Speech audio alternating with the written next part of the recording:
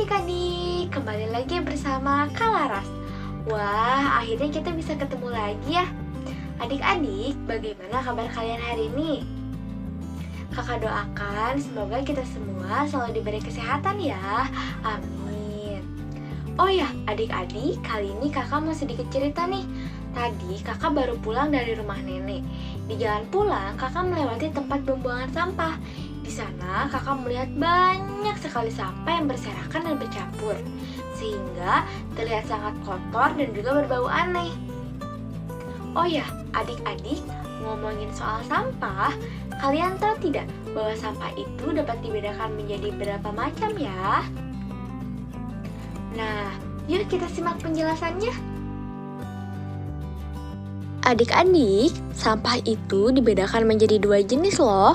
Ada yang namanya sampah organik dan ada yang namanya sampah anorganik. Nah, sekarang kita bahas satu-satu ya.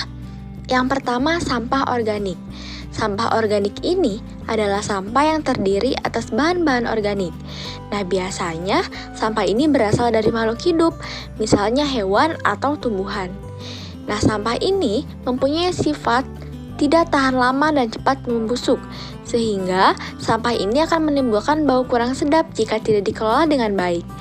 Nah, adik-adik, sampah organik ini juga mudah diuraikan mikroorganisme tanah. Contoh dari sampah organik ini adalah sayur-sayuran, buah-buahan, sisa nasi, daun, dan sebagainya. Kemudian yang kedua ada sampah anorganik. Nah, adik-adik, sampah anorganik ini adalah sampah yang terdiri atas bahan-bahan anorganik. Misalnya seperti logam, plastik, kaca, karet, dan kaleng. Nah, sifat sampah anorganik ini adalah tahan lama dan sukar membusuk, sehingga apabila dibuang sembarangan, maka sampah ini akan dapat menyebabkan pencemaran lingkungan. Nah, sampah anorganik ini tidak mudah diuraikan oleh mikroorganisme tanah. Contoh dari sampah anorganik ini adalah semua sampah yang terbuat dari logam, plastik, kaca, karet, dan kaleng. Nah, adik-adik, itu adalah penjelasan mengenai jenis-jenis sampah. Nah, sekarang kakak mau nanya nih, coba bagaimana sih cara kita mengelola sampah dan juga barang bekas agar tidak terlihat kotor dan mencemari lingkungan? Nah, jika kalian belum tahu, sekarang kita akan membahas mengenai pengelolaan sampah dan barang bekas dengan menggunakan cara 4R. Yuk kita simak penjelasannya.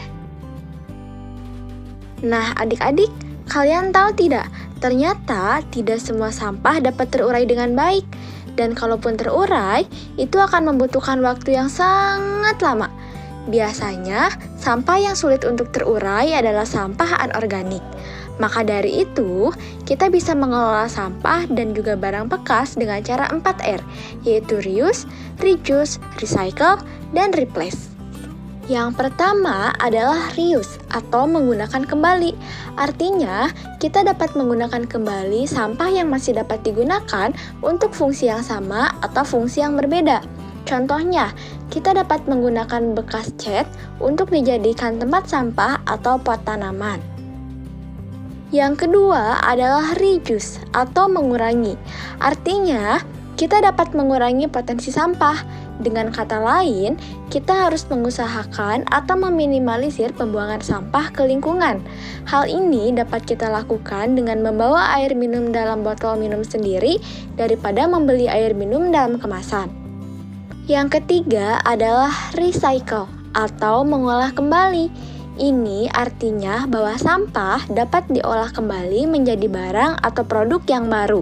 Contohnya, mengolah sampah organik menjadi pupuk kompos. Nah, adik-adik, pupuk kompos itu adalah pupuk yang dibuat dari sampah-sampah organik. Yang keempat adalah replace atau mengganti. Artinya, kita dapat mengganti benda yang biasa kita gunakan dengan benda yang ramah lingkungan. Contohnya, kita bisa memilih menggunakan sapu tangan daripada tisu. Nah, adik-adik, ternyata menggunakan sapu tangan daripada tisu itu dapat memberikan manfaat loh. Salah satunya menghemat keuangan dan juga menghasilkan lebih sedikit sampah. Nah, adik-adik, begitulah cara mengelola sampah dan juga barang bekas dengan menggunakan cara 4R, yaitu reduce, reuse, recycle, dan replace. Kakak harap kita semua bisa mengaplikasikannya dalam kehidupan sehari-hari ya. Nah, adik-adik, pembahasan kita kali ini telah selesai nih. Semoga bermanfaat dan sampai jumpa di pembahasan berikutnya. Dadah!